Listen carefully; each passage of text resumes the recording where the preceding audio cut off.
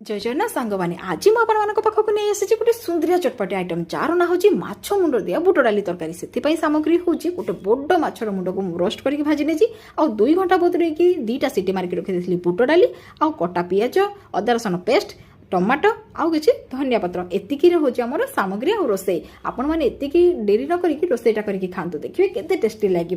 आउ एमती भी माछ मुंड क्या भी पसंद हुए खायापी कितु एमती थे बनई खातु देखिए बार बार खायापी इच्छा करेंगे मुझे कौन कल गोटे पैन बसईदेली आ पैन किसी तेल पकईदेली से जीरा पकईदेली आउ कटा रखी पियाज टमाटो अदा रसुण पेस्ट ता सहित 2टा तेजपत्र पकईदेकी स्वाद अनुसार लुण जीरा गुंड हल्दी गुंड धनिया गुंड पकईदेकी फिश मसला पकईदेली जो बड़ माछ मुंड को काटिकी रखीदेली मुझे छेचिकी पकईदेली से पकईदे सारापर जो बुट डाली रखी 2टा सीटी मारिकी पकईदेली एवं बुट डालीटा जो फुटिकी जो बास्नाटा होची ना सांगे सांगे खाइदेवा मन होची से किसी धनिया पत्र पकई घोड़ेदेली एमती टेस्टी टेस्टी चटपटा आइटम देखा मो चैनल को सब्सक्राइब करंतु।